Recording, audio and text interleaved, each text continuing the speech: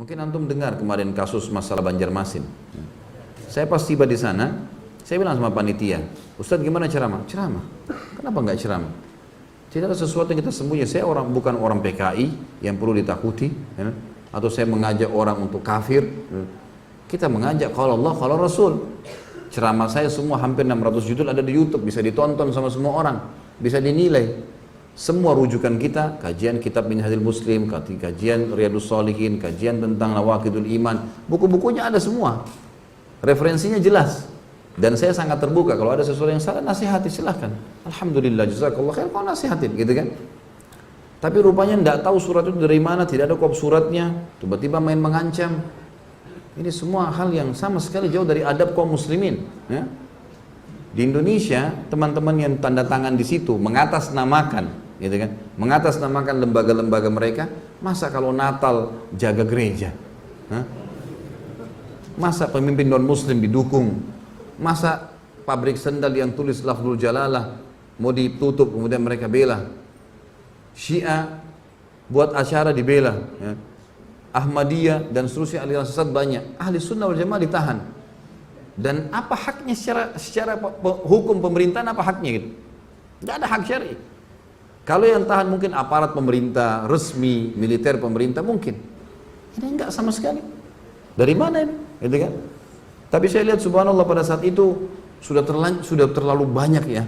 Itu kemarin masa yang datang untuk hadir taklim saja kalau dihitung-hitung bisa 10.000 kali lebih. Ya. Ada yang sudah nginep berapa hari dari Palangkaraya, dari mana-mana segala macam. Kemudian juga ada yang sudah nginep sampai 2 hari di situ. Akhirnya di tempat yang saya nginep, jazakallah khair Pak Haji yang undang itu, ngumpul semua ikhwah. Masjid tahu tidak datang, saya ditahu di sini datang semua. Akhirnya terpaksa saya buatin taklim di rumah. Tapi apa jawaban saya teman-teman sekalian? Saya bilang, ikhwani. Dan itu betul juga ada akhwat. Kita harus tahu satu hal. Tidak ada dalam agama itu tidak ada cobaan. Ada cobaan. Dalam dakwah ada cobaan, dalam membangun ada cobaan. Ada cobaan. Kita anggap ini ada saudara-saudara kita muslim yang tidak ngerti apa-apa tentang keadaan. Belum kenal saya, belum tahu main langsung vonis. Apalagi ditulis Khalid Basalamah pemecah umat ini. Apa yang pemecah umat? Apa yang saya pecahin? Hah? Kalau saya disuruh pecahin telurnya mungkin iya saya pecahin telurnya supaya makan gitu. Nah, apa yang dipecahin gitu? Ya. Jadi akhirnya ditulislah hal-hal yang tidak benar. Saya bilang jangan balas kebodohan dengan kebodohan. Ingat, saya minta antum dengan tenang, ribuan orang pulang, jangan buat keributan, jangan balas kebodohan dengan kebodohan. Sudah selesai, nggak masalah. Saya pun akan balik ke Jakarta, gitu kan? Jangan jadikan sebagai sebuah masalah. Ini cobaan. Nabi SAW bahkan dilempari batu di kota Taif. Gitu. Sabar beliau berdakwah, sudahlah. Ya, tidak ada sesuatu yang perlu kita khawatirkan. Jangan balas keterburukan akhlak kecuali dengan kebijaksanaan. Harus begitu, kedewasaan. Udah selesai. Alhamdulillah saya dari kecil sudah terbiasa memimpin lembaga. Artinya sudah biasa dari kecil, dari SD dipilih jadi pemimpin ketua kelas, jadi begini sampai saya ngajar di kampus di Makassar jadi wakil rektor, kemudian saya jadi ketua yayasan berapa kali. Udah biasa mimpin dan saya udah biasa hadapin banyak karakter jemaah di pengajian dan seterusnya.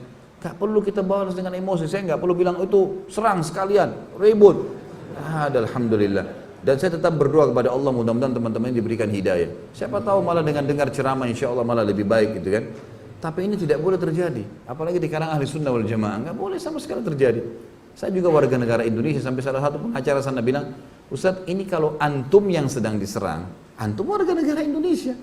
Bisa menyampaikan apa saja sebagaimana pemabuk bisa ngomong apa saja di jalanan. Gak ada urusannya. Kalau materinya silakan disimak. Kalau ada masalah baru disampaikan.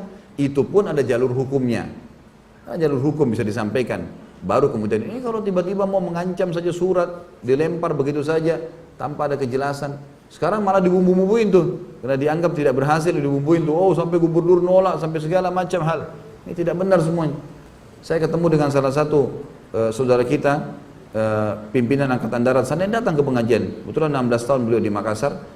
Kemudian beliau datang pengajian saya sering tapi akbar di Makassar, beliau bilang, loh saya kumpul sama gubernur malam hari itu.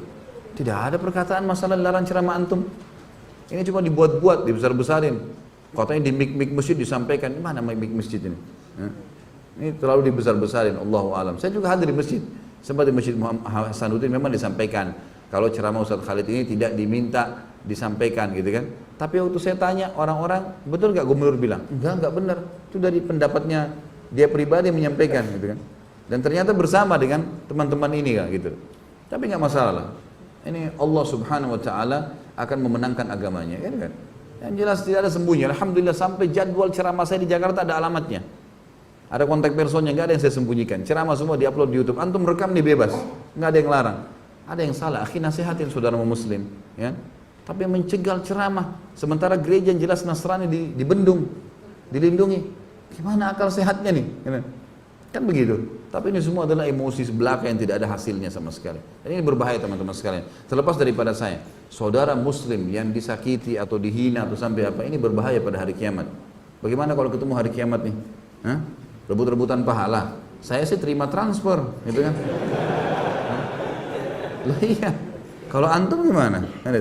Tidak ngerti, tidak kenal, kan gitu masalah. Kecuali sempat minta maaf, silakan. Dan ingat dalam Islam, kalau kita memaafkan saudara muslim kita yang sedang berbuat salah, kita dapat pahala. Tapi dia belum lepas dari hukuman sampai dia minta maaf. Garis bawah itu ya. Makanya dalam Islam kalau ada yang ghibah, ada yang fitnah kita maafin, itu sudah pahala buat kita. Itu perintah agama. Tapi selama dia tidak minta maaf, dia tidak lepas dari hukuman. Karena hukum syar'i memerintahkan dia minta maaf dulu.